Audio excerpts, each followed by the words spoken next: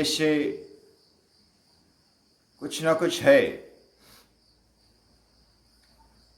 और इसलिए वो निर्माण हो रहा है।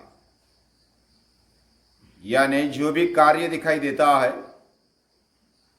उसके पीछे कारण है। कारण के बिना कोई भी कार्य नहीं होता। इसको सांख्य दर्शन में कार्य कारण भाव बोला जाता है। बिना कारण कोई भी कार्य नहीं होता। जो भी निर्माण होता है उसके पीछे, जैसे कोई वृक्ष निर्माण हुआ, उसके मूल में बीज है। बीज ने अपने आप को गड़ा दिया जमीन में और उसको पानी मिला, वातावरण मिला और वो अंकुरित हो गया। उसका अंकुरन बढ़ते बढ़ते पौधा और पेड़ बन गया, बड़ा पेड़ बन गया। इसमें बीज ये कारण है और पेड़ ये कार्य है। ये दुनिया में या तो हमारे जीवन में दिखाई देता है। जो भी दिखाई देता है उसके पीछे कुछ कारण है और जो निर्माण होता है उसके पीछे कोई ना कोई गड़ा है। अपने आप को उसने गाड़ दिया है, तब वो बड़ा कुछ निर्माण कर पाता है। और जो कार्य कारण भाव दिखाई देता है वह जिधर चलता है वह एक भूमि होती है, वह क्षेत्र होता है। उसको फाउंडेशन बोलेंगे तो भी चलेगा। बिना फाउंडेशन के, बिना पृथ्वी के आधार से कोई वृक्ष टिकता नहीं है, वह अंकुरित भी नहीं होता है। उसको मिट्टी चाहिए, उसको पानी चाहिए, अलग अलग पदार्थ चाहिए, संरक्षण चाहिए, इसलिए वो बढ़ता है। लेकिन फाउंडेशन में वो पृथ्वी है, मिट्टी है। बिना फाउंडेशन के, बिना मूलभूत आधार से कोई टिकता नहीं। हमारा जीवन जिधर कार्य कारण भाव चलता है, हम छोटे थे, बड़े हो गए, छोटे से पहले हमने जन्म ले लिया और जन्म के पहले भी कुछ बीज रूप में हम थे। लेकिन पहला बीज कहां से आया, ऐसा प्रश्न बुद्धिमान के मन में उठता है कि ये पहला बीज कहां से आया। उधर हमारी बुद्धि कुंठित हो जाती है। पहला निर्माण किसने किया, उसके लिए कौन कारण है, और जो भी कारण होगा तो उसका कारण क्या है, उसके पीछे कौन है, कारण का भी कारण क्या है। ये प्रश्न हमारे दिमाग को बधिर कर देते हैं और किधर ना किधर हम रुक जाते हैं कि हमारी बुद्धि नहीं चलती। लेकिन जो अभी जो चल रहा है वह हम समझ सकते हैं। बीज से अंकुर निकला, अंकुर से फिर पौधा बन गया, वृक्ष बन गया, फिर फूल, फल, शाखाएं आदि, फिर उसमें बीज। ये चक्र हमेशा चल रहा दिखाई देता है। लेकिन ये चक्र जिस आधार से चलता है वो मूल आधार कौन है, बीज का बीज कौन है, तेज का तेज कौन है, ये पता नहीं चलता। और वही भगवत शक्ति हमारे ऋषि मानते हैं। जहां बुद्धि कुंठित हो जाती है, जहां बुद्धि काम नहीं करती, वहां भगवान होते हैं।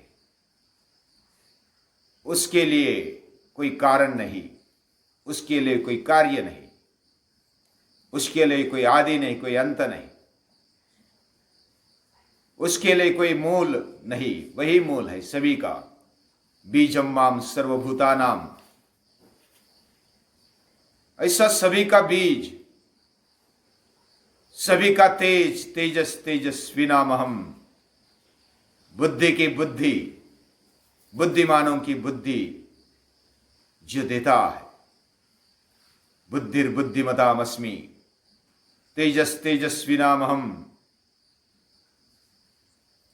ऐसा जो भगवान है, उसके बारे में पूरा हम जान नहीं सकते, क्योंकि हमारी बुद्धि मर्यादित है, हमारी शक्ति मर्यादित है। लेकिन हमारी इच्छा शक्ति यह अमर्याद है।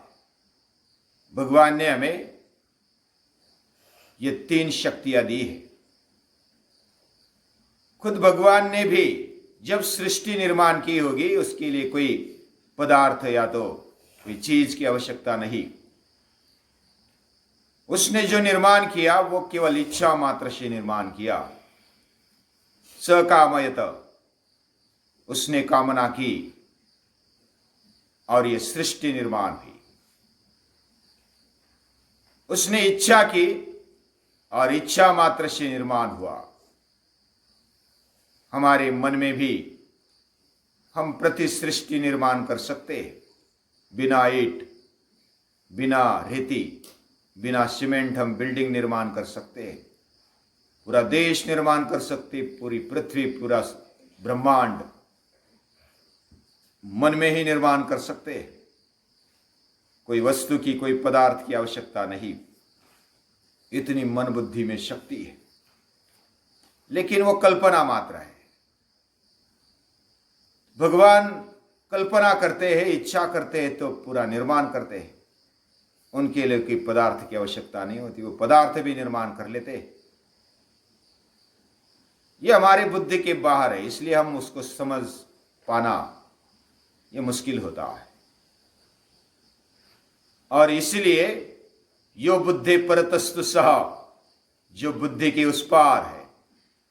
लेकिन बुद्धि चलाते चलाते जब हम कुंठित हो जाते हैं, तब हमें मानना होता है कि यह है। जब शास्त्रज्ञ न्यूटन जैसे वो विचार करते करते इस सृष्टि के पीछे मूल क्या है, कौन सी शक्ति है, वे फिर भगवान को माने बिना उनको कोई चारा नहीं है। हमें भी कोई चारा नहीं। हमारी भी बुद्धि, या तो जो बुद्धिमान हम समझते हैं उनकी भी बुद्धि कुंठित हो जाती है, और उधर वो तेज, वो चैतन्य समझ में आता है। हमारे ऋषियों ने इसका साक्षात्कार किया, उसका अनुभव किया।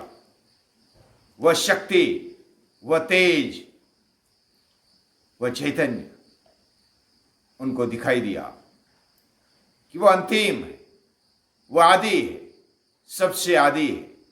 उसका कोई आदि नहीं, उसका कोई अंत नहीं, उसका कोई मध्य नहीं। ऐसा वो है। वह तेज पुंज उनको दिखाई दिया, उनको समझ में आ गया, और उन्होंने लिख कर रखा। वही वेद है, ऐसा मानते हैं। उन ऋषियों को याद करते हैं।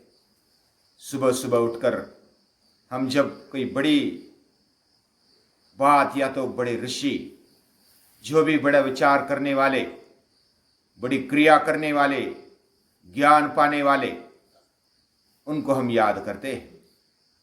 और उनको याद करते हुए कृतज्ञता पूर्वक उनको, और हमारे माता पिता आचार्य जो हमें मार्गदर्शन करते हैं, प्रेरणा देते हैं, उनको याद करते हैं। उनको इसलिए याद करना है कि हमें जो दिशा मिली, हमारी जो दशा आज दिखाई देती है, और हम बेहतर है, हम उठ सकते हैं, हम अच्छी तरह से रह सकते हैं, अच्छा विचार कर सकते हैं, अच्छी बातें हमारे जीवन में ला सकते हैं, अच्छी क्रियाएं कर सकते हैं। उसका मूल अगर प्रेरणा स्रोत कोई है तो वह ऋषि है, माता पिता है, आचार्य है, हमारे पूर्वज है, जिनको हम याद करते हैं।